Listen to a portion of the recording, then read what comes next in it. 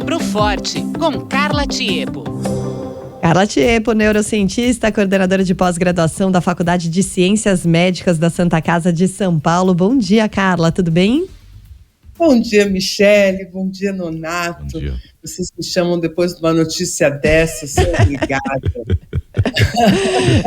Mas é muito inusitada, né, Carla? Que loucura essa história, é muito boa, muito boa. Imagina, gente, aqui uma semana é o bode no trem, outra semana é o caixão na estação do metrô em Salvador. Não é fácil, viu? Não é fácil ser jornalista nesse país. E ainda não estamos nem na lista das 25 profissões mais valorizadas. Não, é e uma mais, coisa, viu? Não estamos nem no final do ano, tá no começo do ano de 2024. Exato. Bom, vamos falar agora sobre o nosso cérebro. A gente fala muito de tecnologia e tal, e nesse mês foi publicado que através de inteligência artificial está sendo possível predizer a ocorrência e a gravidade de doenças como esclerose múltipla, por exemplo, Carla?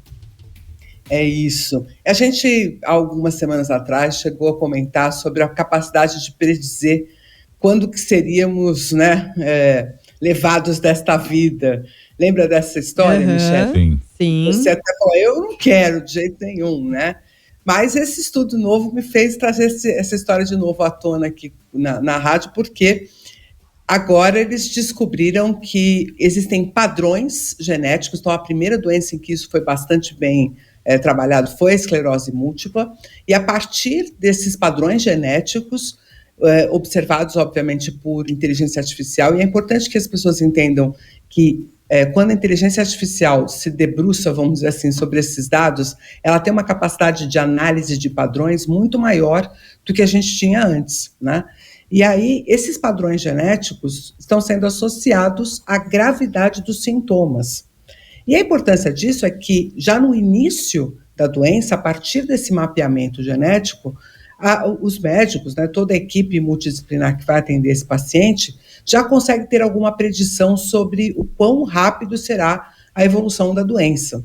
Mas eu quis trazer esse tema aqui especialmente porque a pergunta é, será que a gente pode e gostaria de saber sobre todas essas doenças que podem nos afetar, mentais e neurológicas, exatamente sobre qual é a gravidade delas e qual tipo de sintoma que nós vamos experimentar, de forma a trazer essas informações no tempo presente? O que será que muda com isso? Muita gente acha que é apenas previsão e que essas predições, que seriam equivalentes a você, quem sabe, consultar um oráculo, não teriam muito valor, porque afinal de contas você já está doente, você vai atravessar aquelas circunstâncias. Mas o grande interesse dessas pesquisas é justamente, através dessas análises genéticas, serem capazes de desenvolver medicamentos e abordagens terapêuticas específicas para cada modelagem genética. Então, a depender dessa expressão genética que o indivíduo X ou YZ estivesse apresentando com aqueles sintomas da doença, é possível também que a medicina avance e comece a desenvolver medicamentos específicos para aquele padrão de doença. E isso é muito interessante porque a medicação, um grande desafio da indústria farmacêutica é produzir medicamentos que sejam adequados a cada um dos indivíduos. É justamente por isso que nós temos tanto problema com efeitos colaterais ou com pessoas que têm sensibilidade a esse ou aquele medicamento e que não podem se beneficiar dos efeitos, e que acabam tendo muitos efeitos negativos por conta daquela medicação. Com esse avanço, não só, obviamente, da nossa engenharia em relação à genética, ou todo o conhecimento sobre a biologia molecular, somado a esse uso muito adequado da inteligência artificial, nós vamos poder saber exatamente qual é o padrão, qual é o modelo da doença que está incidindo naquele indivíduo, fazendo com que, obviamente, as medicações sejam mais adequadas. Mas eu ainda vejo mais um possível uso e mais uma vantagem, que seria, a partir deste mapeamento genético, nós termos a capacidade de evitarmos alimentação, evitarmos estímulos, evitarmos circunstâncias que podem acelerar ou agravar a manifestação da doença. É muito fácil a gente entender isso quando a gente fala de uma doença como hipertensão. Todos já foram a um médico, um clínico geral que perguntou, você tem caso na família de pessoas que têm pressão alta? Por que se faz essa pergunta? Justamente para entender qual é a chance que aquele paciente especificamente tem de desenvolver, por exemplo, um quadro de hipertensão, de elevação da pressão arterial do sangue. E, a partir disso, poder começar já a ter intervenções, modificando a alimentação, iniciando algum tipo de protocolo terapêutico que pode aliviar esses sintomas.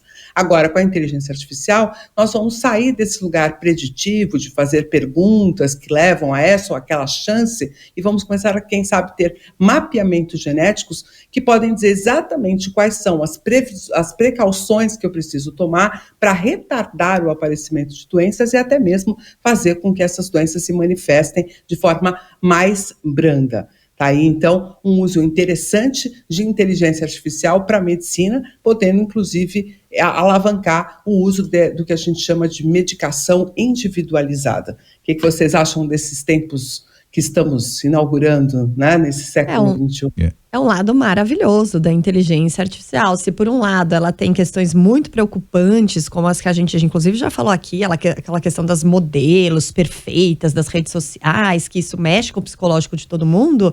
Por outro lado, a inteligência artificial é maravilhosa quando você fala em medicina, em ciência, que vai ajudar demais isso.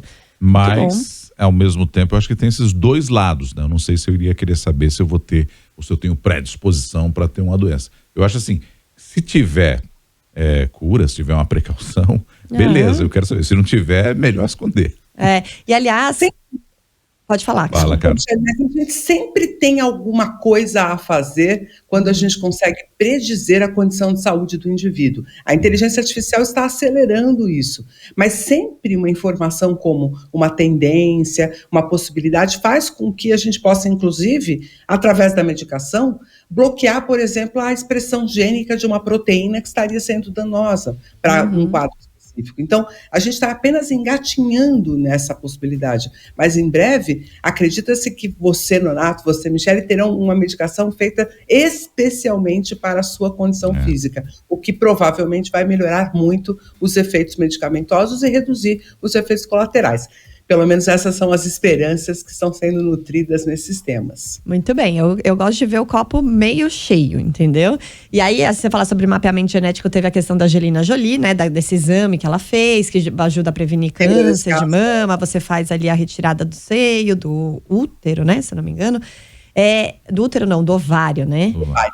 E aí, só para fechar aqui, te convidar para acompanhar, e os nossos ouvintes também, a partir das 7h15, a gente vai falar com um pesquisador da Fiocruz, com um assunto que tem tudo a ver com esse que você trouxe, Carla, que é justamente o uso da inteligência artificial já em utilização ali, por exemplo, pela Fiocruz, para ajudar a prever surtos de doenças infecciosas com potencial pandêmico, como a gente teve agora da Covid-19. Então, tentar antecipar possíveis novas pandemias. Olha que bacana. Então, a partir das 7h15. Obrigada por hoje, Carla. Eu que agradeço. Um abração a todos. Abraço. 6h26.